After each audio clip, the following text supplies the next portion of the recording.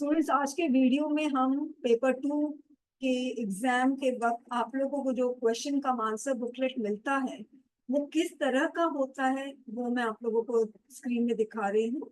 और उसमें जो इंस्ट्रक्शंस होते हैं वो क्या क्या इंस्ट्रक्शंस होते हैं वो हम पढ़ेंगे और समझने की कोशिश करेंगे, क्योंकि अगर आप लोगों ने इंस्ट्रक्शन नहीं फॉलो किया तो पेपर 2 में हिडन पेनाल्टी है और ये मेंशन है। तो उस हिडन पेनाल्टी से बचने के लिए आप लोगों को इंस्ट्रक्शन पढ़ना है, समझना है और फॉलो करना है। ओके, तो सबसे पहले आप लोग देखिए, ये जो आपको स्क्रीन में दिख रहा है ये मैंने यूपीएससी के वेबसाइट से डाउनलोड किया था। ये 2017 का क्वेश्चन का आंसर बुकलेट है जो आपको पेपर 2 में मिलता है। जो भी बिगनर है, जो पहले एग्जाम दे चुके हैं उनका तो ठीक है, उनको पता है। मगर जो बिगनर है वो ये पोस्ट मैंने किया हुआ है ये क्वेश्चन का आंसर बुकलेट ग्रुप में। तो आप लोग ये क्वेश्चन का आंसर बुकलेट देख लो, इसका प्रिंट आउट निकलवा सकते हो आप लोग, और कम से कम 3-4 पेजेस का प्रिंट आउट निकलवाओ और देखो कि कितना पेज भरने से आपका 300 वर्ड्स होता है। जैसे एक ऐसे लिखने में आपको, एक ऐसे लिखने के लिए आपको टोटल मिलता है 3 पेजेस। तो कितने पेजेस लिखेंगे तो एक ऐसे आपका 300 वर्ड्स में खत्म हो जाएगा। यूजुअली जो एवरेज साइज की राइटिंग होती है, 2 लाइंस के बीच में गैप थोड़ा ठीक ठीक होता है, 2 वर्ड्स के बीच में गैप ठीक ठीक होता है। तो ये एक पेज भरता है, ये 2 पेज भरता है, और यहाँ तक पेज भर जाए तो आप समझ जाओ कि ये 300 वर्ड्स ले लेगा यहाँ तक। ठीक है, तो ये 300 वर्ड्स ले लिया। और अगर हाफ लिखते हो तो आप समझ जाओ आपका 330 वर्ड्स में आपका ऐसे खत्म हुआ है एवरेज साइज राइटिंग में। फाइन, तो चलिए शुरू करते हैं। सबसे पहले इसमें लिखा है नेम ऑफ द एग्जामिनेशन। तो आपका जो एडमिट कार्ड है उसमें देखिए क्या लिखा है, name of the examination. You are admitted to the central arm police forces. ठीक है, एक second. Central arm police forces examination 2024 लिखना, ये हो गया नेम ऑफ द एग्जामिनेशन। अपना टाइम वेस्ट मत करना इधर उधर पूछने में, आप सीधे एडमिट कार्ड में आपको मिल जाएगा। फिर मीडियम ऑफ द एग्जामिनेशन, अपना एडमिट कार्ड ओपन करना है, इसमें जो मीडियम लिखा है वो मीडियम आपको लिखना है। ओके, अच्छा, अब उसके बाद जनरल इंस्ट्रक्शन दिया हुआ है। तो लिखा है दिस क्वेश्चन का आंसर बुकलेट। इसका मतलब क्वेश्चन का आंसर बुकलेट मतलब इसमें क्वेश्चन भी रहेगा और आपको इसी में आंसर लिखना है। इसमें 48 + 5 पेजेस है, तो 48 तक तो ठीक है, क्वेश्चन विद आंसर होगा। और ये जो लास्ट में जो 5 पेजेस दिया जाएगा वो रफ पेज होगा। तो मैं आपको रफ पेज दिखा दूं कैसा होता है रफ पेज। देखिए, ये एक हो गया space for rough work, space for rough work, space for rough work, space for rough work. तो 3 पेज आपको रफ वर्क का मिलता है। अब उसके बाद immediately on receipt of the booklet, please check that this question का answer booklet does not have any misprint or torn or missing pages। तो आपको देखना है कि उसमें कोई मिसिंग पेजेस नहीं है, कोई फटा हुआ पेज नहीं। अगर ऐसा है तो उसको रिप्लेस करवाओगे। उसके बाद देखिए साफ साफ लिखा है candidates must read the instruction on this page and following page. यानी कैंडिडेट को मस्ट रीड, पढ़ना पड़ेगा, केयरफुली पढ़ना पड़ेगा पेपर अटेम्प्ट करने के पहले। और सारे क्वेश्चंस को अटेम्प्ट करना है स्ट्रिक्टली इन अकॉर्डेंस विद दस। देख लो क्या लिखा है, सारे क्वेश्चन को अटेम्प्ट करना है according to the specified instruction and in the space prescribed under each question in the booklet. तो पहली चीज क्या लिखा है कि इंस्ट्रक्शन के अकॉर्डिंग आपको आंसर अटेम्प्ट करना है, और जो स्पेस दिया हुआ है उसी स्पेस में आपको आंसर लिखना है। तो ये स्पेस दिया है, इसमें आंसर लिखना है। तो स्टूडेंट सब मुझे आंसर लिख के दिखाते हैं, मार्जिन के बाहर लिखते हैं ना ऐसे, तो मैं बोलती नहीं लिखने के लिए। तो कोई कोई स्टूडेंट को लगता होगा कितना माइनर चीज है, ये माइनर चीज नहीं है, ये यूपीएससी का इंस्ट्रक्शन है। क्या इंस्ट्रक्शन है कि आप लोगों को जो स्पेस दिया हुआ है उस स्पेस में ही लिखना है। अगर आंसर देखो लिखा हुआ है any answer written outside the space allotted may not be given credit. यानी जो वर्ड, जो लेटर आपका मार्जिन के बाहर जाता है, अगर मार्जिन के बाहर आपका कोई भी लेटर जाता है तो उसको क्रेडिट ही नहीं मिलेगा। ओके, तो ये बहुत इंपॉर्टेंट चीज है। Next, question paper in detachable form is available at the end of question cum answer booklet. आपको ये जो बुकलेट मिलेगी स्टूडेंट्स, इसके साथ आप लोगों को क्वेश्चन पेपर भी मिलेगा। ये जो है वो क्वेश्चन विद आंसर वाला बुकलेट है, और इसके साथ आप लोगों को क्वेश्चन पेपर भी मिलेगा जो अटैच होगा इस क्वेश्चन कम आंसर बुकलेट से, जिसको आप रिमूव कर सकते हो और अपने घर भी लेकर जा सकते हो एग्जाम खत्म होने। ओके, अच्छा, अब इसमें आपको रोल नंबर लिखना है, नेम ऑफ द एग्जामिनेशन। तो नेम ऑफ द एग्जामिनेशन ये है central arm police forces examination 2024। और फिर उसके बाद पेपर का नाम तो लिखा ही हुआ है, ये वाला भी लिखा ही हुआ है। यहाँ पर आपको कुछ नहीं रखना, आपको यहाँ पर भी कुछ नहीं लिखना है, ठीक है। फिर लिखा है above serial number should not be written in table और एनीवेयर। मतलब क्वेश्चन का आंसर बुकलेट में आपको ये सीरियल नंबर कहीं पे भी मेंशन नहीं करना है, मतलब अपनी आइडेंटिटी को कहीं पे रिवील नहीं करना है। अब आगे देखिए, इंपॉर्टेंट इंस्ट्रक्शन, अपना नाम और रोल नंबर या सीरियल नंबर आपको कहीं पर भी क्वेश्चन का आंसर बुकलेट में नहीं लिखना है। अगर लेटर राइटिंग का क्वेश्चन है या रिपोर्ट का क्वेश्चन है तो आप उसमें भी अपना नाम नहीं लिखोगे, अपने पड़ोसी का भी नाम नहीं लिखोगे, किसी का भी नाम नहीं लिखना है, अपना रोल नंबर भी नहीं लिखोगे, कुछ भी नहीं लिखना है एक्चुअल आंसर्स के अलावा। ओके, अब उसके बाद कोई भी पेजेस को आपको फाड़ने नहीं है। अगर कोई पेज मिसिंग है तो आप इन्सुलेटर को बोलोगे। और जो क्वेश्चन पेपर आपको डिटैचेबल फॉर्म में मिलता है उसमें भी आपको कुछ नहीं लिखना है। ओके, आपको लिखना कहाँ है, जो स्पेस मिला हुआ है इसी स्पेस के अंदर लिखना है, यहाँ पर कुछ नहीं लिखना है। ओके, स्टूडेंट्स लिखते लिखते बाहर चले जाते हैं, ठीक है, मगर इंस्ट्रक्शन में है नहीं करना है। जब आपका एग्जाम खत्म हो जाता है तो आप क्वेश्चन का आंसर बुकलेट को इंसुलेटर को हैंड ओवर करोगे। अब उसके बाद है डूज।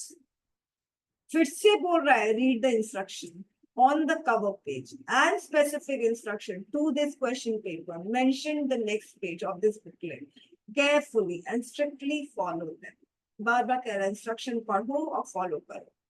रोल नंबर पर्टिकुलर्स ये सब सारा कवर पेज में लिखना है। तो कवर पेज कौन सा है, ये जो फर्स्ट पेज आपको दिख रहा है ये आपका कवर पेज है, जिसको जब आपका फिर निकाल दिया जाता है ये कवर पेज, ठीक है, बाद में। अब उसके बाद नेक्स्ट जो लिखा है write legibly and neatly in it, यानी आपको जो राइटिंग आपकी होगी बहुत लेजिबल होगी, यानी पढ़ने लायक होगी। अगर आपकी राइटिंग पढ़ने लायक नहीं है, अभी जैसे मैंने जिसका भी अभी चेक किया है, मैंने वनराज का चेक किया, मैंने अक्षत का चेक किया, मैंने कुमार संभव का चेक किया, राइटिंग सही है। राइटिंग सही होती है तो कम से कम एग्जामिनर पढ़ेगा। अगर राइटिंग आपकी खराब है तो एग्जामिनर बिल्कुल एफर्ट नहीं लगाएगा ये देखने में कि लिखा क्या है बंदा। तो राइटिंग इज वेरी इंपॉर्टेंट, जिसके बारे में एक अलग सेशन है वो हम करेंगे। पेंसिल आप यूज कर सकते हो, मैं तो यही कहती हूँ अगर अंडरलाइन करना तो पेंसिल से करोगे।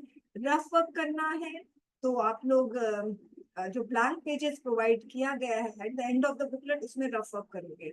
अब इंपॉर्टेंट चीज क्या लिखा है, रफ वर्क, ठीक है, should be crossed, rough work should be cross through afterward, through afterward, cross through. Cross through का मतलब क्या होता है, सपोज आपने यहाँ पे रफ वर्क किया है, ठीक है, अब जब आपका खत्म हो जाता है पेपर तो आप उसको ऐसे करके डायगोनली क्रॉस करना है। क्रॉस का तो मतलब यही होता है ना, ऐसे करके क्रॉस कर देना है। अगर आप क्रॉस कर देते हैं तो एग्जामिनर के दिमाग में क्लैरिटी आ जाती है कि ये चीज इसको नहीं देखना है। दूसरी क्लैरिटी आती है कि बच्चे ने इंस्ट्रक्शन पढ़ा है और फॉलो किया है। आप लोग जब भी अपना आंसर लिखते हो तो आप लोग ध्यान रखना आपका ऐसा कोई भी लाइन ना हो जिससे एग्जामिनर पजल्ड हो जाए, कंफ्यूज हो जाए। ओके, इसीलिए मैं कहती हूँ आर्गुमेंट का जो इंट्रोडक्शन है उसमें इंट्रोडक्शन टर्म जरूर लिखना चाहिए, ताकि एग्जामिनर के दिमाग में आए कि ये जो 3 लाइन लिखा है ये इंट्रोडक्टरी लाइन है आर्गुमेंट का। अगर आप उसमें इंट्रोडक्शन टर्म INTRODUCTIO नहीं लिखते हो तो एग्जामिनर को समझ में ही नहीं आएगा कि ये जो 4 लाइन है वो क्या चीज की लाइन है, इस बंदे ने क्या लिखा है, क्यों लिखा है, इसका पर्पस क्या है ये 3 लाइन का। और एग्जामिनर को अगर आप कंफ्यूजन में रखोगे, सस्पेंस में रखोगे तो आप यू आर एट लॉस। ये चीज ध्यान रखना। इसीलिए इंट्रोडक्शन टर्म लिखना बहुत जरूरी है। नेक्स्ट देखिए, अगर आपको कोई, आपने कुछ लिखा है और अगर आपको उसको कैंसिल करना है तो या तो आप कैंसिल लिखो या तो आप इसको draw your pen through it. Draw your pen through it तो मतलब सपोज आपने यहाँ पे कुछ लिखा है, आपको, आप चाहते हो कि एग्जामिनर ना देखे, तो ऐसे करके पेन चला दो, वो नहीं देखेगा। ऐसे घचकुच घचकुच ऐसे से मत करना। ओके, ठीक है। अब आगे देखते हैं क्या लिखा है। Hand over your question cum answer booklet personally to the invigilator before giving the examination. और ऑब्वियसली बात है, ठीक है, आपका एग्जाम खत्म हो जाता है तो क्वेश्चन कम आंसर बुकलेट आपको इन्विजिलेटर को देना है। ये सब चीज आपको कुछ नहीं लिखना है। ओके, अब उसके बाद क्वेश्चन पेपर स्पेसिफिक इंस्ट्रक्शंस है। अब इसमें लिखा है all the 6 questions are to be attempted. आपको पूरा 6 के 6 क्वेश्चन अटेम्प्ट करना है। क्वेश्चन नंबर 1 जो है वो हिंदी में भी प्रिंटेड है, इंग्लिश में भी प्रिंटेड है। आप उसको हिंदी में भी लिख सकते हो, आप इसको इंग्लिश में भी लिख सकते हो, मगर जो आपने अटेंडेंस लिस्ट में और एडमिट कार्ड में जो आपने मेंशन किया है आपको वही मीडियम को फॉलो करना है। ठीक है, और बोला है कि ये मीडियम को आपको क्वेश्चन का आंसर बुकलेट में भी मेंशन करना पड़ेगा। तो मीडियम कहाँ मेंशन करोगे स्टूडेंट? एकदम टॉप में, यहाँ पर। अब आगे देखिए, और इन्हें एग्जामिनर पर डिपेंडेंट मत होना कि सॉरी इन्विजिलेटर पर मत डिपेंडेंट होना कि वो आपको समझाएगा। आप खुद समझ के जाओ। मेंटली वेल इक्विप्ड रहो, फिजिकली वेल इक्विप्ड रहो। मेंटली वेल इक्विप्ड का मतलब आपको पहले से पता होना चाहिए कि आपको क्या क्या करना है वहां पे, apart from writing the answer. ये सारी चीजें भी आपको पता होनी चाहिए। फिजिकली वेल इक्विप्ड का मतलब क्या होता है? आपके पास सब कुछ होना चाहिए जो एक एग्जामिनेशन हॉल में जरूरत पड़ सकती है, चाहे वो व्हाइटनर की हो, चाहे वो पेन की हो, चाहे वो फेविकॉल की हो, स्टेपलर की हो। ओके, किसी भी आपको डिपेंडेंट नहीं होता है। इसीलिए कहती हूँ अपने अपने साथ वाटर बॉटल भी कैरी करो, फिजिकली वेल इक्विप्ड होगा। ठीक है, अगस्त का टाइम रहता है, बहुत ह्यूमिड होता है वेदर, और डिपेंड करता है स्टेट टू स्टेट भी, मगर यूजुअली ह्यूमिड होता है। लूज क्लोथ पहनना चाहिए, टाइट फिटिंग क्लोथ नहीं पहनना चाहिए, ताकि आप बहुत कंफर्टेबल रहो अपने ही कपड़ों में। मैंने देखा है कपड़े में ही लोग अनकंफर्टेबल फील करते हैं, बालों को खोल के चले जाते हैं। हाँ, किसी लड़कों के बाल लंबे लंबे होते हैं, आंखों में आ रहे हैं, उसी को संभाल रहे हैं, लिखोगे क्या? अब बाल ही को संभाल रहे हो। तो एग्जामिनेशन सेंटर में किस तरह से ड्रेसअप होना चाहिए वो चीज भी आप लोगों को पता होना चाहिए। लूज क्लोथ पहनो, बाल छोटा करो, टाई अप करके रखो बाल को। एक्सेसरीज ज्यादा मत पहनो, एक्सेसरीज ज्यादा पहनोगे जो तो इंजुलेटर आपको परेशान करेगा। ठीक है, और है ना, अलग अलग तरीके से डैंगलिंग और पता नहीं किस किस तरह की आवाज भी होती है, उससे तो डिस्ट्रैक्शन और होता है। एनीवेज, फिर बाकी जितने भी क्वेश्चन है इससे के अलावा सारे क्वेश्चन इंग्लिश में होते हैं और आपको इंग्लिश में ही अटेम्प्ट करना है। और जो भी मार्क्स है हर एक क्वेश्चन के अगेंस्ट इंडिकेटेड है। और part of the question shall be attempted at the place, फिर से लिखा है जो प्लेस दिया गया, स्पेस दिया, उसी में आप लोग क्वेश्चन अटेम्प्ट करोगे। ओके, और यहाँ पर लिखा है attempt the part question shall be counted in 6। आप किसी भी तरीके से अटेम्प्ट करो। मैंने आपको order of attempting the paper बताया है कि सबसे पहले ग्रामर अटेम्प्ट करना चाहिए, रीडिंग कॉम्प्रिहेंशन अटेम्प्ट करना चाहिए, आधे घंटे में आपका ये 2 सेक्शन खत्म हो जाना चाहिए। ट्रेसी लास्ट में अटेम्प्ट करना चाहिए, और फिर आपको जो भी क्वेश्चन आपको लगता है कि आप बहुत फेमिलियर है, आपने इस पे काम किया हुआ, तो वो पहले अटेम्प्ट करोगे। जो टोटली अनफेमिलियर क्वेश्चन उसको लास्ट में अटेम्प्ट करोगे, और एकदम लास्ट में ट्रेसी। मगर इसमें लिखा है आपका क्वेश्चन जो है ना काउंट किया जाएगा सीक्वेंशियल ऑर्डर में। कहने का मतलब आप चाहे किसी भी ऑर्डर में अटेम्प्ट करो, मगर जब एग्जामिनर इवैल्यूएट करेगा वो तो सेम ऑर्डर में इवैल्यूएट करेगा। ओके, जैसे जैसे क्वेश्चन का नंबरिंग है। ओके, अब देखो क्या लिखा है, unless struck off. Struck off का मतलब क्या होता है? सपोज आपने कोई क्वेश्चन अटेम्प्ट नहीं किया तो उसको स्ट्राइक ऑफ करना है ऐसे। तो लिखा है कि यदि आप लोग स्ट्राइक ऑफ नहीं करते हो तो वो क्वेश्चन को काउंट कर लिया जाएगा। काउंट कर लिया जाएगा मतलब कि इवेलुएट किया जाएगा। फिर लिखा है, देखो क्या लिखा है, बहुत इंपॉर्टेंट, कोई भी पेज या पोर्शन ऑफ द पेज यदि ब्लैंक है तो उसको स्ट्रक ऑफ करो। कितना इंपॉर्टेंट इंस्ट्रक्शन है।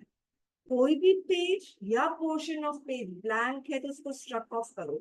6 क्वेश्चन ऐसे का होता है, आप 4 क्वेश्चन अटेम्प्ट करोगे, 2 क्वेश्चन आपको लीव आउट करना है, तो वो ऐसे नहीं छोड़ोगे, ऐसे आप इसको ऐसे स्ट्रक ऑफ करोगे। अब सपोज आपका आंसर यहाँ पे खत्म हो जाता है, ये वाला पूरा ब्लैंक है, तो ऐसे करके अंडरलाइन, अंडरलाइन नहीं होता, ऐसे मार्जिन दे दो। मार्जिन देने के बाद ये ब्लैंक पेज जो आता है, ये पोर्शन है, इसको भी स्ट्राइक ऑफ कर दो।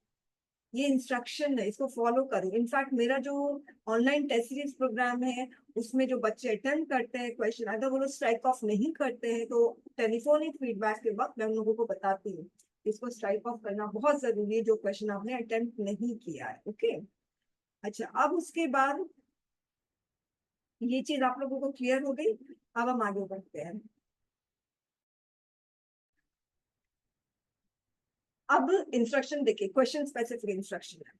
Right essay on any 4 of the following in about 300 words। Fine, इसमें वर्ड लिमिट है 300 वर्ड्स। एक ऐसे क्वेश्चन 20 मार्क्स का है, टोटल 4 ऐसे क्वेश्चन है 80 मार्क्स का। ये जो मार्जिन है इस मार्जिन के अंदर लिखना है। ओके, याद रखना 300 वर्ड्स आपका 2 पेज, 2 पेज, उसके बाद यहाँ तक आपका 300 वर्ड्स खत्म हो जाएंगे इस तरह से। ओके, और 300 वर्ड्स बोला है तो आप 290 वर्ड्स में भी खत्म कर सकते हो, 310 में भी खत्म कर सकते हो। हार्ड एंड फास्ट नहीं है, ऑन मतलब कि अनुमान जो बोलते हैं ना 300 वर्ड्स में खत्म करना, वैसे करना है। एग्जामिनेशन हॉल में बैठ के वर्ड्स का गिनती मत करना। ओके, इसमें कह रही हूँ इसके 3-4 पेज को प्रिंट आउट निकलवा और देखो कि आपके कितने वर्ड्स में खत्म होते हैं। अब ये पूरा 6 क्वेश्चन है और हर एक क्वेश्चन के लिए यूपीएससी ने 3 पेजेस प्रोवाइड किए। अब स्टूडेंट्स को एक भ्रम होता है यार 3 पेज है तो तीनों पेज को भरना पड़ेगा। ये सब ट्रिक्स होता है भाई, ये देखने के लिए आप लोग कितना इंस्ट्रक्शन फॉलो करते हो। ठीक है, खुला छोड़ दिया है आप लोगों को, अब देखते हैं क्या करते हो आप लोग। फाइन, चाहे आप लोग किसी भी पक्षी को खुला छोड़ दो, आसमान पूरा उनका है, मगर फिर भी उनको अपना रेस्ट्रिक्शन पता है कि मैं इससे ऊपर नहीं उड़ सकता हूँ। समझ में आया, यही चीज है, कितनी मेच्योरिटी है, एक पक्षी में भी मेच्योरिटी होती है। ठीक है, इनफैक्ट शेर में भी मेच्योरिटी होती है, उन शेर को भी पता होता है कि उसका जुरिस्डिक्शन कहाँ तक है, उस बाउंड्री तक है उसका जुरिस्डिक्शन, उसके आगे नहीं है तो वो जाता ही नहीं। तो लिमिट हर किसी को पता होनी चाहिए, अगर नहीं पता है तो फिर भी पता करो और लिमिट सेट करो। ओके, अब ये हो गया आपका एसे। फाइन, अब उसके बाद हम आते हैं का आर्गुमेंट क्वेश्चन आएगा इसके बाद। Okay, right argument for and against each of the following statement. देखिए क्या लिखा है, फॉर एंड अगेंस्ट, और देखिए फॉर एंड अगेंस्ट को इटैलिक्स में लिखा है। इसका क्या मतलब है, इसका मतलब ये है कि आप लिखोगे फॉर, अंडरलाइन, फिर आप लिखोगे अगेंस्ट। इमेजिन, अगेंस्ट की स्पेलिंग भी गलत लिखते हैं बच्चे, इतने केयरलेस होते हैं, जो कि लिखा हुआ है अगर नहीं आता तो देख के लिखो, मगर नहीं फिर भी स्पेलिंग गलत होती है। Underline, argument for, argument in favor, argument against, argument in the favor of statement, argument against the statement, फिर लिखते हैं the youth in India getting addicted to Android mobiles because, कुछ नहीं, सिर्फ फॉर और अगेंस्ट, आपका टाइम आपका energy बचेगा और हम इंस्ट्रक्शन को फॉलो करते हैं। ओके, फाइन, अच्छा, अब देखिए इसमें एक आर्गुमेंट 20 मार्क्स का है और 2 आर्गुमेंट 40 मार्क्स का। अब इसमें बहुत सारे ऐसे मुझे स्टूडेंट्स ने बताया है कि बहुत सारे ऐसे क्वेश्चन जो बोलते हैं कि इसमें वर्ड लिमिट सेट नहीं है तो अपना फ्लो में लिखो। मुझे कल ही या परसों एक स्टूडेंट ने बोला कि ऐसे बोलते हैं कि कोई वर्ड लिमिट नहीं है तो अपना आप लिख सकते हो। अरे वर्ड लिमिट नहीं तो आप खुद सेट करो भाई, रेस्ट्रिक्शन लगाओ अपने ऊपर। पूरा आसमान दे दिया तो क्या पूरा आसमान का चक्कर ही काटते रहोगे क्या आप? आपको और जमीन का भी चक्कर काटना है क्योंकि और भी क्वेश्चंस आपको अटेंड करने हैं। फाइन, तो अपना लिमिट आपको सेट करना पड़ेगा। दूसरी चीज है अब लिमिट कैसे सेट करोगे, 20 मार्क्स का है, ठीक है। अगर हम लोग देखेंगे तो ऐसे भी 20 मार्क्स का है, तो 20 मार्क्स का ऐसे को आपको 300 वर्ड्स में लिखना है। ओके, 20 मार्क्स का ऐसे को आपको 300 वर्ड्स में लिखना है। तो यही लॉजिक हमने आर्गुमेंट में अपना लिया और एक अपने ऊपर एक रेस्ट्रिक्शन इम्पोज कर लिया कि मुझे 300 वर्ड्स में लिखना है। ओके, अब ये भी बोला जाता है कि भाई कि वर्ड लिमिट इसमें दिया नहीं है, तुम पॉइंट्स बहुत बढ़ाओ, पॉइंट्स बहुत सारा है। तो मैं यही कहती हूँ कि जो मैंने पहले भी आपको एग्जाम्पल दिया हुआ है कि एक हाथ में 10 रुपए का 10 नोट है और एक हाथ में 50 रुपए का 5 नोट है। जो अमीन समझदार होगा वो कौन सा हाथ लेगा, वो हाथ प्रेफर करेगा जिसमें 50 रुपए के 5 नोट हो। सॉरी, नॉट 50 रुपए के 5 नोट, 100 रुपए के 5 नोट हो। एक हाथ में 10 रुपए के 10 नोट और एक हाथ में 100 रुपए के 5 नोट। तो किसको हम प्रेफर करेंगे? जो बेवकूफ होगा ना वो देखेगा अरे इसमें 10 नोट्स है, ओ इसमें तो सिर्फ 5 नोट्स है, तो मैं तो 10 नोट्स वाला प्रेफर करूंगा। तो ये बेवकूफ लोग होते हैं, ऐसे जो बच्चे का टाइप का दिमाग होता है ना, वो लोग ऐसे होते हैं। और एग्जामिनर का दिमाग बच्चे जैसा नहीं है कि नंबर ऑफ पॉइंट्स देखकर इंप्रेस हो जाएगा। वो क्या देखकर इंप्रेस होता है? Value of points. ठीक है, तो 100 रुपए का वैल्यू ज्यादा है तो उसको देखकर इंटरेस्ट होगा ना। तो स्टूडेंट्स आप लोग नंबर ऑफ पॉइंट्स बढ़ाने वाले में कैटेगरी में मत आओ। आप लोग पॉइंट्स का, पॉइंट्स को ना जो दे रहे हो, 2 पॉइंट दे रहे हो, 3 पॉइंट दे रहे हो, उसको वजनदार बनाओ। जैसे 100 का वजन ज्यादा है 10 रुपए से, तो वजनदार बनाने की कोशिश करो, ठीक है। तो अब देखिए, सबसे पहले आप इंट्रो लिखो क्योंकि डिबेट का बैकग्राउंड आपको देना होगा। इंट्रो लिखो। इंट्रो के बाद आपने, और इंट्रो बहुत लंबा नहीं होना चाहिए, मैक्सिमम 2 लाइन का इंट्रो हो जिसमें आप बताओ कि आजकल यूथ है ना एंड्रॉयड मोबाइल से एडिक्टेड हो रहे हैं, तो इसकी वजह से ये डिबेट शुरू हो गया है, मतलब कि क्यों डिबेट हुआ, ये 2 लाइन में लिखो। उसके बाद फॉर लिखो, अंडरलाइन करो, ठीक है। 1 2 3, ज्यादा से ज्यादा 3 पॉइंट दो और हर एक पॉइंट को इलेबोरेट करो। अभी अक्षत ने मुझे दिया, ठीक है, लास्ट जो आर्गुमेंट दिया था उससे तो मच मच बेटर आर्गुमेंट था, मगर पॉइंट्स का इलेबोरेशन नहीं है, ठीक है। तो उसका आर्गुमेंट ये था कि जो अक्यूज्ड है, क्या उनको राइट है इलेक्शन को कंटेस्ट करने का, ये उसका आर्गुमेंट था। अच्छा टॉपिक है, क्वेश्चन बहुत अच्छा है।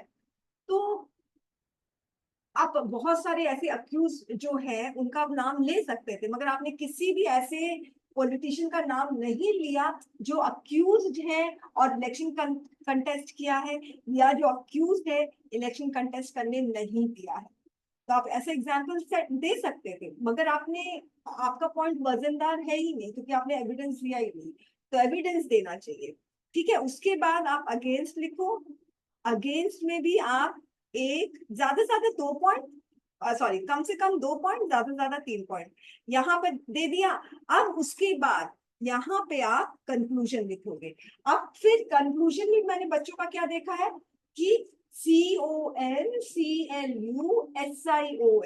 कंक्लूजन वर्ड नहीं लिखते हैं। मैम कंक्लूजन नहीं लिखना चाहिए, टर्म नहीं लिखना चाहिए। कंक्लूजन लिखते हैं मगर कंक्लूजन का टर्म नहीं लिखते हैं, क्यों? पता नहीं, मुझे तो रीजन नहीं पता है। अगर आप कंक्लूजन टर्म नहीं लिखोगे तो ऐसा लगेगा जो थर्ड पॉइंट है ना उसको आप इलेबोरेट कर रहे हो पैरा चेंज करके, ऐसा फील होता है। तो प्रॉपर कंक्लूजन ऐसे करके लिखोगे और अंडरलाइन करोगे। और ध्यान रखना, अगर आप कंक्लूजन लिखोगे तो एग्जामिनर के दिमाग में क्लैरिटी आएगी कि इस बच्चे ने कंक्लूजन लिखा है, इस बच्चे ने इंट्रो लिखा है। एग्जामिनर कंफ्यूज नहीं होगा पर ये पैरा किस किस पर्पज से लिखा गया है, क्या ये थर्ड पॉइंट का एक्सटेंशन है क्या, तो क्यों कंफ्यूजन में रख रहे हो? फाइन। अच्छा, अब उसके बाद हम आगे आते हैं। तो आर्गुमेंट आप ऐसे ही लिखोगे। फिर उसके बाद right reports on the following about 200 words each. Report, तो रिपोर्ट आपको 10 मार्क्स का है और 30 मार्क्स का आपको और टोटल 20 मार्क्स का है। तो यहाँ आपका हेडिंग आएगा, हेडिंग को अंडरलाइन मत करना। यहाँ पे आप प्लेस लिखोगे, ठीक है। प्लेस आप XYZ लिख दो। यहाँ पर डेट लिखोगे, ठीक है। देखो डेट कितने अच्छे से लिखा, 20 TH अगस्त AUGUST 2024। उसके बाद आप लिखो बाय ABCD या बाय स्पेशल करस्पॉन्डेंट। बाय नहीं लिखोगे, अभी मैंने किसी का रिपोर्ट चेक किया तो बाय लिखा ही हुआ नहीं था, द करस्पॉन्डेंट, द स्पेशल कर, बाय तो लिखोगे ना, by ABCD, by local correspondent, by special correspondent. फिर रिपोर्ट में सिर्फ 3 पैराग्राफ हो, बहुत इजी है रिपोर्ट। अभी मैंने वनराज का चेक किया तो कंटेंट था, कंटेंट ऐसा नहीं बोलूंगी नहीं था, हालांकि नैनीताल में फॉरेस्ट फायर कैसे शुरू हुआ, कब शुरू, वो मिसिंग था, कंटेंट था मगर ऑर्गेनाइज नहीं था। तो 3 पैराग्राफ में दोगे, पहला पैराग्राफ में आप व्हाट, व्हेन, वेयर, हु का आंसर करोगे, नहीं तो आप सीधे जो रिसेंट इवेंट हुआ है, ठीक है, उससे कनेक्टेड आप क्वेश्चन से कनेक्टेड जो रिसेंट इवेंट हुआ है या कोई डेटा है आपके, उससे भी शुरू कर सकते हो रिपोर्ट। फिर सेकेंड पैराग्राफ में by, how, cause, effect, consequence, ये सारा दे दो। थर्ड पैराग्राफ में एक्सपर्ट का ओपिनियन। एक्सपर्ट का ओपिनियन, कोई एक्सपर्ट का नाम नहीं पता तब भी कोई दिक्कत नहीं, आपका अपना खुद का ओपिनियन है, उसको एक्सपर्ट के अंदर डाल दो, खत्म। According to expert, according to environmentalist, according to political analyst, according to economist, खत्म। ओके, बहुत इजी है रिपोर्ट। रिपोर्ट हो गया। अब उसके बाद हम प्रेसी में आते हैं। अब स्टूडेंट ध्यान रखना, प्रेसी का जो इंस्ट्रक्शन है, बाकी जो एसए रिपोर्ट का इंस्ट्रक्शन चेंज नहीं होता, मगर प्रेसी का जो इंस्ट्रक्शन है वो चेंज होता है स्टूडेंट्स। कभी कभी लिखता है सजेस्ट द टाइटल, कभी कभी लिखता है do not suggest the title. अब पता है यूपीएससी वाला कितना ट्रिक करता है, तो क्या करता है, टाइटल का स्पेस जरूर देगा। देखो ये रहा टाइटल का स्पेस, प्रेसी ये शीट है, ये टाइटल का स्पेस जरूर देगा।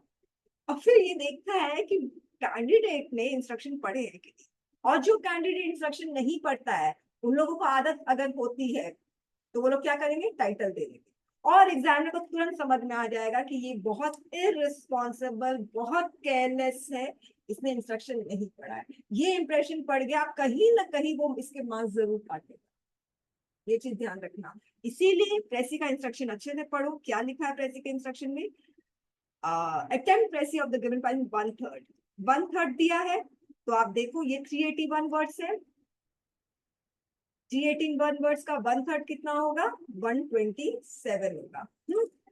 यानी 127 वर्ड्स में लिखना है, तो 127 एग्जैक्ट नहीं, अब 120, 10 वर्ड्स ऊपर 10 वर्ड्स नीचे लिख सकते हो। अब देखते हैं बॉक्स कितना दिया है। एक आप लोग इस फॉल्स अजम्पशन में रहते हो ना कि नहीं मैम पूरा का पूरा भरना है ना, जो जो स्पेस दिया है पूरा भरना है, तो अब देखो कितना कॉन्ट्राडिक्शन है। बोला है 127 वर्ड्स में लिखना, 1/3 का मतलब 127, बॉक्स कितना दिया है 160 तक। लिखते जाओ लिखते जाओ लिखते जाओ, हम भी देखते हैं कितना लिख सकते हैं, ठीक है। और जो समझदार होंगे ना, उनको पता है कि मुझे अपने ऊपर लिमिट सेट करना है, और जो बेवकूफ होंगे वो लोग सोचेंगे अच्छा स्पेस पूरा दिया गया है तो चलो इस पूरे स्पेस को हम कवर करेंगे। ओके, तो ये कितना गलत है। आप लोगों में ख्याल से बात समझ में आ रही, मैं क्या कहना चाह रही हूँ। तो ये मत देखो कि यूपीएससी ने स्पेस कितना दिया है, ओके, आप ये देखो कि इंस्ट्रक्शन क्या लिखा हुआ है, ओके, या मार्क्स वेटेज देखो। जैसे आर्गुमेंट में इंस्ट्रक्शन में नहीं दिया वर्ड लिमिट, मगर मार्क्स वेटेज देखो। अब उसके बाद देखो क्या लिखा है, write as far as possible. As far as possible का मतलब क्या होता है स्टूडेंट, कि जितना संभव, यथासंभव, जितना संभव हो सके अपने वर्ड्स में लिखो। इसका मतलब यूपीएससी ये नहीं बोल रहा है कि आपको अपने ही वर्ड्स में लिखना होगा, अगर आप अपने वर्ड्स में नहीं लिखोगे तो हिडन पेनाल्टी, ऐसा कुछ बोल रहा है नहीं। एज फार एज, बहुत इंपॉर्टेंट है। अब जब मैं स्टूडेंट्स को इंस्ट्रक्ट करती हूँ कि स्टूडेंट्स आप लोगों को दिक्कत हो रही है तो आप लोग आराम से लाइंस को, पैसेज की लाइंस को कॉपी कर सकते हो, कोई प्रॉब्लम नहीं है। अब इसमें लिखा artificial satellites are used for many things, अब एज इट इज लिख दो, क्या दिक्कत हो रही है, कोई प्रॉब्लम नहीं, we can find out more about the atmosphere as it is लिख दो, क्या कोई प्रॉब्लम नहीं है। बोलते मैम नहीं, उसको तो अपने वर्ड्स में लिखना होता है। ऐसे तो इंस्ट्रक्शन में लिखा ही नहीं है, इंस्ट्रक्शन में लिखा एज फार एज, अगर नहीं पॉसिबल होगा तो मत लिखो, इसका मतलब तो यही है ना, आप अपने वर्ड्स में लिखना चाहते हो तो लिख लो, मगर ध्यान रखना आप पैसेज की मीनिंग नहीं चेंज कर सकते। प्रेसी और रीडिंग कॉम्प्रिहेंशन का फॉरमोस्ट प्रिंसिपल ये है कि आप पैसेज की मीनिंग को आप बिल्कुल भी चेंज नहीं कर सकते, ये चीज आप लोगों को ध्यान रखना है। फाइन। अच्छा, अब उसके बाद आगे हम इंस्ट्रक्शन पढ़ते हैं। पैसेज की मीनिंग नहीं चेंज कर सकते और पैसेज के बियॉन्ड नहीं लिख सकते, यानी पैसेज में जो है वो ही लिखोगे, इसके अलावा कोई एक्स्ट्रा इन्फॉर्मेशन नहीं दे सकते। मुझे तो सैटेलाइट के बारे में, ये पूरा पैसेज सैटेलाइट का, मुझे तो सैटेलाइट के बारे में और भी बहुत कुछ पता है। ठीक है, पता है तो साइड में रखो, ठीक है, उसको अपने आंसर में मत लिखो, क्योंकि जो फिर पैसेज देने का फायदा क्या है अगर आपको एक्स्ट्रा ही लिखना है। अगर ऐसे का क्वेश्चन दिया हुआ है, ठीक है, तो एक्स्ट्रा आप लोग लिखते हैं, तो एक्स्ट्रा लिख रहे हो तो फिर क्वेश्चन देने का फायदा है क्या? अगर एक्स्ट्रा ही लिखना है तो फिर क्वेश्चन क्यों दे रहे हैं? एक्स्ट्रा लिखो। फाइन। अच्छा, precis must be written only in the precis format given below, यानी इसमें आप लोगों को प्रेसी लिखना है। फाइन, ये है बॉक्स। तो आप लोगों को प्रेसी प्रैक्टिस करनी है तो ये वाला आप मतलब प्रिंट आउट निकलवा सकते हो, या जो मैंने प्रेसी शीट दी है ग्रुप में आप लोग वो भी यूज कर सकते हो। बस मेरी प्रेसी शीट में ये बॉक्स जो है ना, उससे हल्का सा छोटा बॉक्स मिलेगा, हल्का सा छोटा, डायमेंशन हल्का सा कम होगा, ठीक है, क्योंकि सेम डायमेंशन का नहीं बन पाया। राइट। एनीवेज, अब मैं ये वाला इंस्ट्रक्शन पढ़ रही हूँ, special sheet for precis. Write one word in each division, यानी एक डिविजन में आपको एक ही वर्ड लिखना है। तो यानी I am the English faculty. एक डिविजन यानी एक बॉक्स में आपको एक ही वर्ड लिखना है। अब स्टूडेंट्स में से क्या क्वेरी करते हैं, मैम क्या मैं जो ए और एन आता है वो भी मैं एक ही बॉक्स में लिखूं? करेक्ट, ये ए भी एक वर्ड है, हालांकि इस वर्ड में एक ही लेटर है मगर ये वर्ड है, ठीक है, आप भी इसको एक ही बॉक्स में लिखोगे। दूसरा क्वेरी आता है कि मैम जो कॉमा होता है, जैसे आई, ठीक है, द इंग्लिश फैकल्टी, तो अब स्टूडेंट बोलते हैं मैम कॉमा पंचुएशन मार्क के लिए भी अलग बॉक्स होगा? नो, जिस जो पंचुएशन मार्क जिस वर्ड के साथ आ रहा है उसके साथ आप रखोगे, यानी पंचुएशन मार्क्स और वर्ड एक ही बॉक्स में आएगा। Okay, understood my point? Suppose how how are you, अब यू के बाद आना चाहिए ना क्वेश्चन मार्क, तो ये यहाँ पर ऐसे होगा। ओके, फिर क्या लिखा है, punctuate your passage in the usual way, usual way तो ये यूजुअल वे है। ओके, तो पंचुएशन मार्क के लिए अलग बॉक्स नहीं करोगे। यू मे मेक, अच्छा, and divide it into paragraphs if necessary, देखो इफ नेसेसरी बोला है, इसका मतलब मैंडेटरी नहीं है, कंपल्सरी नहीं है। अगर आप लोगों को पैराग्राफ में डिवाइड करना लग रहा है तो कर सकते हो। अब मैं स्टूडेंट्स को कहती हूँ कि पैराग्राफ में मत डिवाइड करो। रीजन क्या है? इसका दो रीजन है। पहला रीजन तो मैं ये बोलती हूँ, अब प्रेसी पहले जो, अगर आप पहले का प्रेसी देखोगे 2013 ये सब का, तो 600 वर्ड्स के प्रेसी आते थे, मगर अभी का आप प्रेसी देखोगे तो प्रेसी के वर्ड्स बहुत कम हो गए पैसेज के, ज्यादा से ज्यादा 400, ज्यादा से ज्यादा मैक्सिमम, उससे ज्यादा के वर्ड्स के आते नहीं है।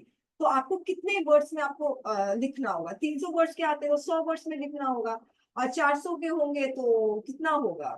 ये भी 150 हो सकता है, ठीक है। तो अब इतना छोटा राइटअप है, उसमें भी आप पैरा क्यों चेंज कर रहे हो? दूसरा, अगर सपोज आप पैरा चेंज नहीं करते हो, आप हर एक बॉक्स में लिखते हो, दूसरा रीजन बता रही हूँ, हर एक बॉक्स में लिख रहे हो, सारे बॉक्स को फिल कर रहे हो, सारे बॉक्स को, तो आपको जब टोटल नंबर ऑफ वर्ड्स आपको देखना होगा तो आपको बॉक्स को काउंट करने की जरूरत नहीं पड़ेगी, या जो बॉक्स आपने एम्प्टी छोड़ा उसको भी काउंट करने की जरूरत नहीं पड़ेगी, क्योंकि आपने एम्प्टी कोई छोड़ा ही नहीं है। आपको तुरंत पता चल जाएगा अच्छा 80 वर्ड्स लिखना है। मगर यदि आप पैरा चेंज करते हो तो कैसे करोगे पैरा चेंज? सपोज आपने यहाँ लिखा, ठीक है, अब आपको पैरा चेंज करना है, तो पैरा चेंज करना है तो आपको ये पूरा का पूरा लाइन हटाना पड़ेगा, ये पूरा रो हटाना पड़ेगा, और फिर यहाँ से आपको प्रेसी स्टार्ट करनी फिर से, आई मीन नेक्स्ट पैरा ये होगा।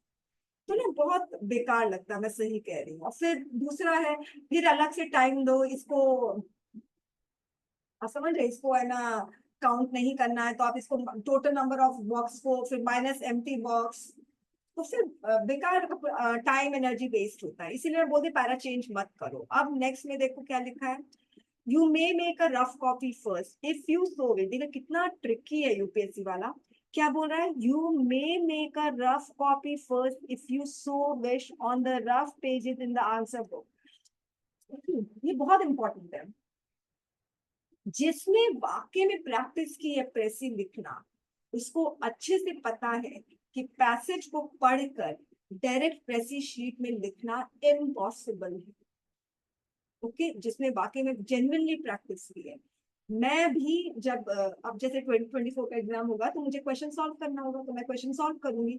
तो अगर मुझे प्रेसी में जब सॉल्व करती हूँ तो मेरा फर्स्ट जो प्रेसी होता है वो अच्छा नहीं होता, मेरा सेकंड प्रेसी अच्छा होता है। ओके, तो मुझे इतना एक्सपीरियंस होने के बावजूद भी अगर कोई मुझे बोले कि प्रेसी को डायरेक्ट प्रेसी शीट में लिखो, मैं नहीं लिख सकती, क्योंकि प्रेसी अच्छी तब होती है जब सेकंड उसका आप ड्राफ्ट तैयार करते हो। तो यहाँ पर जो बोल रहा है you may make a rough copy first if you so wish, अगर आप चाहते हो तो आप कर सकते हो। मगर मैं कहती हूँ अगर चाहते हो कि आप अच्छी प्रेसी लिखो तो आप सबसे पहले जो लास्ट में रफ पेजेस दिया होता है उसमें आप प्रेसी लिखोगे। प्रेसी लिखने के बाद फिर आप प्रेसी शीट में लिखोगे और जो यहाँ पर प्रेसी लिखी है उसको इस तरह से स्ट्राइक ऑफ करोगे। Understood my point? अब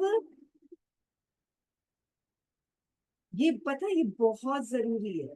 अगर और ना एग्जामिनर जरूर देखता है कि आपने रफ ड्राफ्ट तैयार किया है कि नहीं प्रेसी का, क्योंकि जिसने मेहनत की है अच्छे से प्रिपरेशन करके गया है वो कभी भी प्रेसी को डायरेक्ट प्रेसी शीट में नहीं लिखेगा।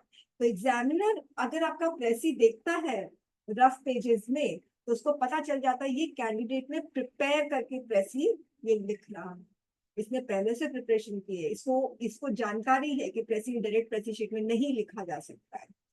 ठीक है, फिर देखो क्या है, the rough work should be scored through. Scored through का मतलब ऐसे करके डायगोनली आपको क्रॉस करना है before you hand over your answer. तो स्टूडेंट्स तीन चीज आपको स्कोर थ्रू करना है, क्रॉस करना है, स्ट्राइक ऑफ करना। पहली चीज ब्लैंक पेज, ठीक है। दूसरी चीज portion, portion of blank page, कहने का मतलब यहाँ पे खत्म हो गया, एक आधा से ज्यादा पोर्शन ब्लैंक है तो उसको भी स्ट्राइक ऑफ करना। और तीसरा जो भी रफ किया है उसको भी स्ट्राइक ऑफ। ओके, अब उसके बाद सपोज जैसे कि मैं ग्रामर पार्ट में आ जाती हूँ, एक बार मुझे कुछ बताना है आपको। सपोज ग्रामर नहीं, रीडिंग कॉम्प्रिहेंशन नहीं आती है। अब सपोज रीडिंग कॉम्प्रिहेंशन में ये वाला क्वेश्चन आप अटेम्प्ट नहीं करो, इसको खाली मत छोड़ो, ऐसे स्ट्राइक ऑफ करोगे। वैसे ही ग्रामर के पोर्शन में अगर आप कोई ग्रामर का क्वेश्चन अटेम्प्ट नहीं कर रहे हो तो ऐसे करके स्ट्राइक ऑफ करो, मतलब इस तरह से खाली नहीं छोड़ना है आप लोगों को। ठीक है, अब मैं read the following passage and answer the question that follow. आप लोगों को पैसेज को पढ़ना है और पैसेज को पढ़ने के बाद आप लोग आंसर लिखते हो, ये नॉर्मल स्टेप होता है। ठीक है, मगर मैं अपने स्टूडेंट्स को कहती हूँ जिसने भी मेरे वीडियोस देखे हैं उसको मैं कहती हूँ सबसे पहले आप क्वेश्चंस को पढ़ लो। क्वेश्चंस को पढ़ने के बाद आप लोगों को आराम से समझ में आ जाएगा पैसेज किस बारे में। फाइन, तो अब जैसे आप लोग क्वेश्चन पढ़ते हो, ठीक है, अब मैं आप लोगों को क्वेश्चन दिखा रही हूँ, इसको मैं छोटा कर देती हूँ। ठीक है, आप लोग क्वेश्चन पढ़ो। पहला क्वेश्चन है व्हाट हर्डल, मैं क्वेश्चन पूछूंगी पहले आप लोग क्वेश्चन पढ़ लो सभी कोई। What hurdle the progress of India? What is the uniqueness of Indian vitality? Why are the men of sword and their work forgotten? Why are the conquests of India always remembered? And what is the vital question referred to at the end of the passage? And what is your answer to that question? और आपके जितने भी queries है वो chat में आप लोग लिखते जाइए, एक एक क्वेरीज को मैं लूंगी इस सेशन के बाद। अच्छा, फिर से आप लोग देख लीजिए, मैं और छोटा कर देती हूँ। What hurdles the progress of India? What is the uniqueness of Indian vitality? Why are the men of sword and their work forgotten? Why are the conquests of India always remembered? And what is the vital question referred to at the end of the passage? And what is your answer to that question? ठीक है, ये question है, सबने अच्छे से पढ़ लिया है। अब मेरा फर्स्ट क्वेश्चन, मैं ये बोल रही हूँ सबसे पहले क्वेश्चन पढ़ोगे, पैसेज नहीं, ठीक है? तो किसी को भी आंसर करना कर सकते हो। मेरा फर्स्ट क्वेश्चन ये है कि इसमें से, इन क्वेश्चन में कौन सा ऐसा कॉमन कीवर्ड आपको नजर आ रहा है? पांचों क्वेश्चन में ऐसा कोई कॉमन कीवर्ड है जो हर क्वेश्चन में है या मोस्ट ऑफ द क्वेश्चन में है? कोई भी आंसर कर सकता है। इंडिया। वेरी नाइस, इंडिया है फर्स्ट क्वेश्चन में, इंडिया। सेकंड क्वेश्चन में इसमें नहीं है, मगर थर्ड क्वेश्चन में है। पांच क्वेश्चन में तीन क्वेश्चन इंडिया के बारे में। इसका साफ मतलब है ये पैसेज पूरा इंडिया के बारे में। आपको पता है आपकी रीडिंग कितनी स्मूथ हो जाएगी अगर आप लोग ये वाला एक्सरसाइज करोगे तो। नेक्स्ट क्वेश्चन, क्या इंडिया के बारे में पॉजिटिव बात हो रही है कि नेगेटिव बात हो रही है? क्वेश्चन देखो, what hurdle the progress of India, what is the uniqueness of Indian vitality, why are the men of sword and their work forgotten, why are the conquest of India always remembered. और ये तो खैर ऐसे ही question है। अब बताइए positive बात हो रही है कि नेगेटिव बात हो रही है इंडिया के बारे में? एनीबडी? मैम पहला जो क्वेश्चन है उसमें तो नेगेटिव बात ही हो रही है ना, अच्छा, और कोई? क्योंकि what hurdle hurdle the progress of India. इसका एक मिनट बन रहा, सुनो। प्रोग्रेस यानी इंडिया प्रोग्रेस कर सकता था, है ना? प्रोग्रेस कर सकता था ना, मगर कुछ रुकावटें आई। जी मैम। ठीक है, दूसरा तो ये पॉजिटिव है। दूसरा, इंडियन वाइटैलिटी, वाइटैलिटी का मतलब फोर्स। इंडिया के पास जो फोर्स है उसका यूनिक चीज क्या है, यूनिक कैरेक्टरिस्टिक क्या है? ये पॉजिटिव है डियर। ठीक है, फिर उसके बाद इंडिया का जो कॉन्क्वेस्ट है, कॉन्क्वेस्ट का मतलब क्या था? इंडिया ने जिसने भी कब्जा किया है उस चीज को याद रखा जाता है। ठीक है, तो ये अगर हम किसी चीज को याद रख रहे हैं, अपने अपने यादों में रख रहे हैं, तो वो चीज तो अच्छी बात है, तो पॉजिटिव बातें बोली जाती है। तो इस तरह से अगर आप लोग ऐसे करोगे ना, तो मतलब आप लोगों को ना, जो आप जब रीड करोगे ना, तो आप लोगों का रीडिंग स्मूथ रहेगा स्टूडेंट्स। ठीक है, और फिर जब आप लोग रीड करोगे तो आपको याद रहेगा hurdle the progress of India, तो कहाँ है हर्डल? जरा देखो तो देखो। ऐसे ऐसे आप लोग जाओगे, कहीं पे आपको हर्डल दिखेगा, ठीक है, तो फिर आप लोग समझ जाना कि यहाँ पर ये मतलब ये क्वेश्चन का आंसर है। फिर देखोगे जो वाइटल नेशन, वो वाइटैलिटी तो था ना, ये रहा वाइटैलिटी। अच्छा, क्वेश्चन में वाइटैलिटी आया था, तो यहाँ पे कहीं पे वो क्वेश्चन का आंसर होगा, मार्क कर दो। फिर आप पढ़ोगे, बार बार वाइटैलिटी आता है, देख लो। फिर आप पढ़ोगे कि हाँ मतलब इंडिया के कॉन्क्वेस्ट को क्यों रिमेम्बर किया जाता है। तो आप लोग कहीं पे भी कॉन्क्वेस्ट देखोगे, कहीं पे, मुझे दिख नहीं रहा है मगर कहीं पे भी कॉन्क्वेस्ट देखोगे तो आप लोग को समझ में आ जाएगा। फिर लास्ट क्वेश्चन है, अगर आप लोग लास्ट क्वेश्चन देखो, what is the vital question refer to at the end of the passage? Vital question, vital question, vital question, vital question. ओ ये रहा, कहाँ है वाइटल क्वेश्चन? ओ ये है क्वेश्चन। चलो सीधे का सीधे यही लिख लो। क्या क्वेश्चन है vital question? Which will triumph in the end end on which side do we stand? As it is इसको कॉपी करना है। This is the vital question that is referred at the end of the passage. आपको 2 marks मिलेंगे ही मिलेंगे। मगर आप believe नहीं करोगे, जब मैं अपना राइटिंग सेक्शन का बैच लेती हूँ, तो जब ये क्वेश्चन आता है ना स्टूडेंट्स को, इसमें 2 मार्क्स भी नहीं मिलते। इमेजिन, मतलब अजीब बात नहीं है? क्योंकि इसको भी घुमा फिरा के लिखना है, क्योंकि किसी कोचिंग क्लासेस ने कहा है कि ना अपने शब्दों में लिखना है। ऐसे इस क्वेश्चन का आंसर ऐसे लिखना चाहिए। What is the vital question refer to at the end of the passage? The vital question refer to, refer to at the end of the passage, refer to at the end of the passage is, ऐसे लिखा, और फिर मैंने यहाँ पे double coat दिया। और ये वाला जो है which will triumph in the end end on which side will be stand, as it is को मैंने चिपका दिया। 2 मार्क्स पक्के हैं मेरे।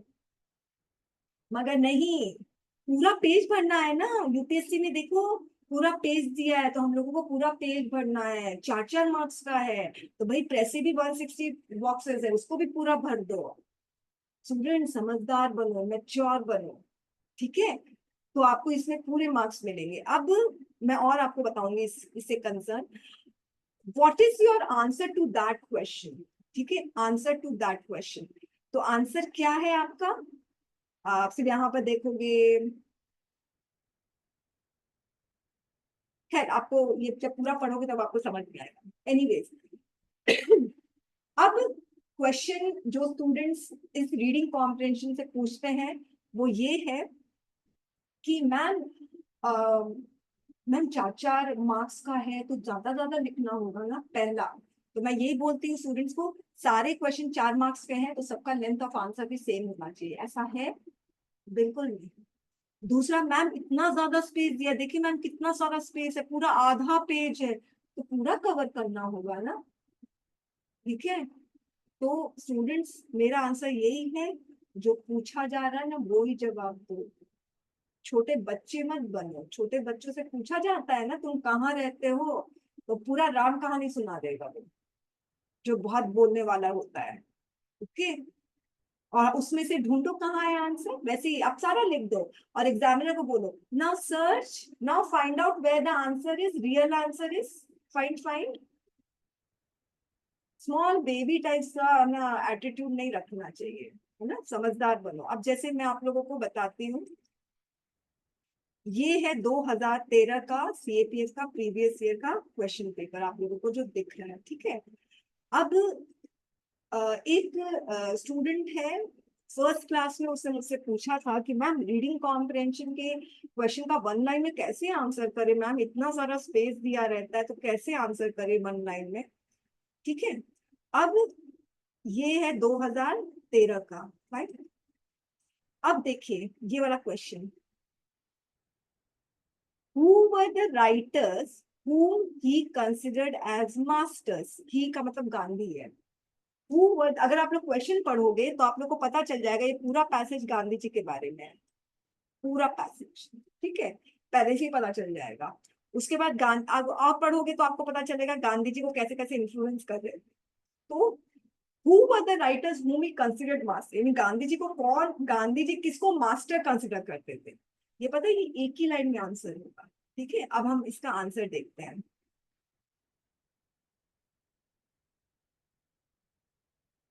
ठीक है, ये काफी बड़ा पैसेज है, तो फर्स्ट लाइन में तो इसका आंसर नहीं है, अब सेकेंड लाइन में भी इसका आंसर नहीं है। आप देखिए, it was principally during his South African years that Gandhiji became acquainted with writers whom he would consider masters for the rest of his life.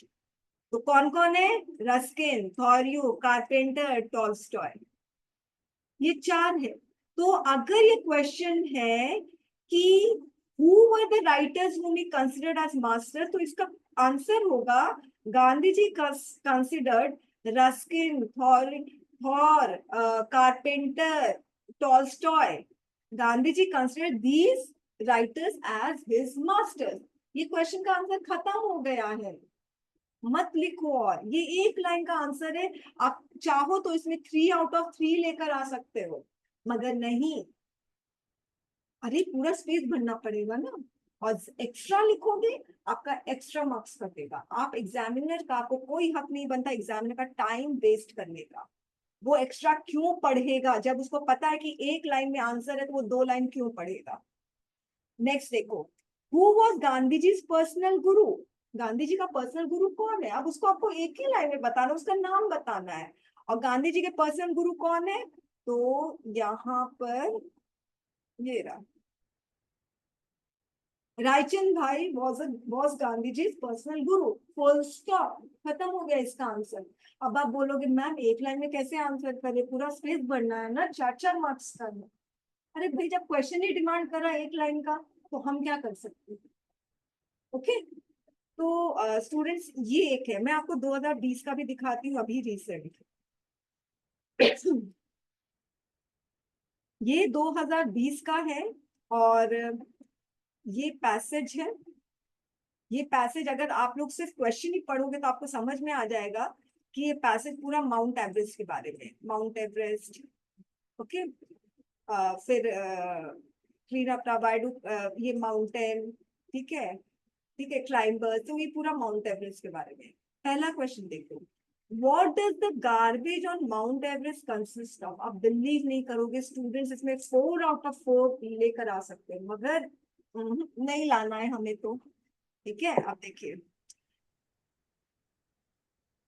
हम्म, इसका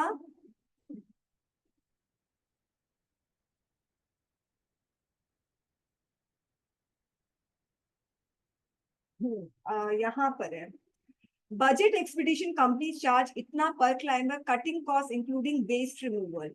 Everest has so much garbage. अब देखो garbage का नाम दिया है, एक depleted oxygen, दूसरा oxygen cylinder, depleted oxygen cylinder, दूसरा फूड पैकेजिंग, तीसरा रो, ठीक है, और food packaging, cutting cost, garbage, but this year haul from estimate इतना guides and poor mountain have been shocked to ethnic work on clean up. Fine, ये है। और students क्या करते हैं, इतना भी, और एक जगह टेंट भी है, टेंट कहाँ है, टेंट भी है कहीं पर, ओके। तो स्टूडेंट्स, साफ साफ लिखा है गार्बेज में depleted oxygen cylinder, food packaging, rope, और अबैंडन टेंट भी है कहीं पे, मुझे अभी दिख नहीं रहा है। अबैंडन टेंट, ये है, ये रहा, मिल गया। अबैंडन टेंट और ह्यूमन वेस्ट, ठीक है, साफ लिखा हुआ है, मगर नहीं, मार्क्स पूरा नहीं चाहिए। तो स्टूडेंट्स क्या लिखते हैं, मैं आपको बताती हूँ। The garbage that Mount Everest consists of is depleted oxygen cylinder, food packaging, rope, etc. Yeah, depleted oxygen cylinder, food packaging, etc. खत्म, ईटीसी लिख देंगे, जबकि ईटीसी मेंशन नहीं है, मगर फिर भी ईटीसी लिखेंगे। इमेजिन, आपको समझ में आ रही है बात, क्या प्रॉब्लम है। तो आप लोगों को ये सब नहीं देखना है कि एक लाइन का आंसर लिखना है, जो क्वेश्चन डिमांड कर रहा है 1 लाइन का आंसर तो 1 लाइन लिखो, क्वेश्चन डिमांड कर रहा है 10 लाइन का आंसर 10 लाइन लिखो, ठीक है। आपका ये मकसद नहीं है पूरा मुझे स्पेस को फिल करना है, आपका मकसद है मुझे क्वेश्चन के आंसर को करना है, ओके। तो अब मैं यहाँ पर ये सेशन एंड करती हूँ और फिर मैं क्वेरीज लूंगी। फाइन, सारी क्वेरीज लेना है।